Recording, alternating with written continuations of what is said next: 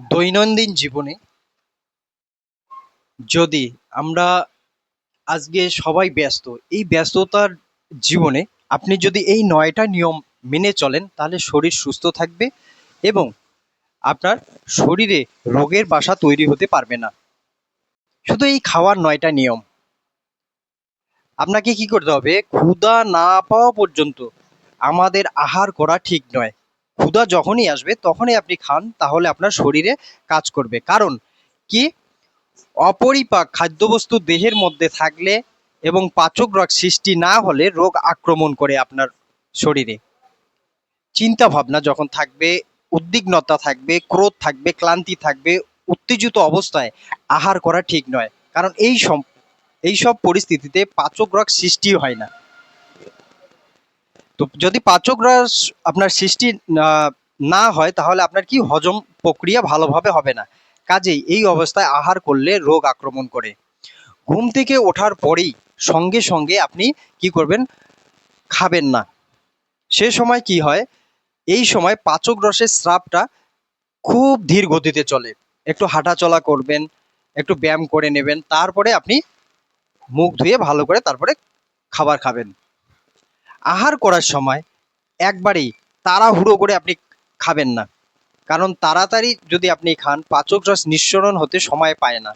ফলে খাদ্যবস্তু অপরিপাক থাকে, অপরিপাক অবস্থায় রয়ে যায়। এর থেকে আপনার কি হয়? গ্যাস, অ্যাসিডিটি, বদহজম এই সমস্যাগুলো হতে পারে। সেজন্য খাদ্যবস্তু উত্তম রূপে চিবিয়ে চিবিয়ে খাবেন, ফলে সহজে পরিপাক হয়ে যাবে।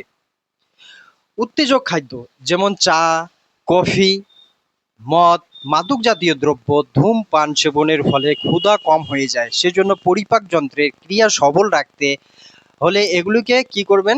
ধীরে ধীরে বর্জন করা আপনার খুবই উপকারী। আপনি এগুলোকে ধীরে ধীরে বর্জন করে দিবেন। বেশি গরম এবং বেশি ঠান্ডা আহার গ্রহণ করবেন না। কারণ বেশি ঠান্ডা ও বেশি গরম খাদ্য খেলে স্বাদেন্দ্রিয় অর্থাৎ জিহ্বা যে আছে আপনার, ঠিকভাবে মস্তিষ্কে স্বাদ পৌঁছে দিতে পারে না। কাজেই খাদ্যদ্রব্য চিবিয়ে খাবার মতো অনুরূপ খাদ্য খেতে হবে। আহারের সময় হাসা উচিত নয়, কারণ আহার করাকালীন হাসলে খাদ্যকণা শ্বাসনালীতে আটকে যেতে পারে, আপনার বিভিন্ন সমস্যা হতে পারে, এমনকি ভয়ঙ্কর একটা সমস্যা হয়ে যেতে পারে। তাই খাদ্যবস্তু খাওয়ার সময় অবশ্যই এই জিনিসটা মনে রাখবেন। আহারের ১ ঘন্টা আগে এবং ১ ঘন্টা পরে আপনি জল পান করবেন। আহারের সঙ্গে সঙ্গেই আপনি আহারও করতেছেন আর জলও প্রচুর পরিমাণে পান করতেছেন, সেটা ঠিক নয়। আমাদের পেটে কি থাকে?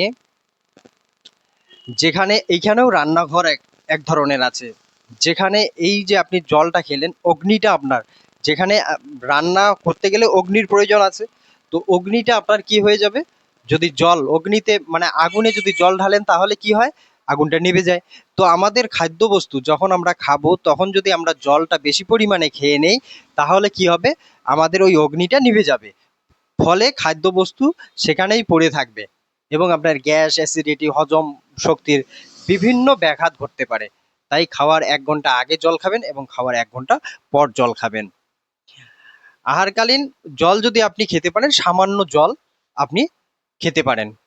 তো এই যে এই ছোট ছোট আমি ৯টা নিয়মের কথা বললাম, এই নিয়মগুলো যদি আপনারা করতে পারেন শরীর সুস্থ থাকবে এবং আপনার পরিবার সবাইকে এই নিয়মগুলো করার সুযোগ করে দিবেন। তো আজকে এখানে রাখছি, আবার দেখা হবে নেক্সট ভিডিওয়।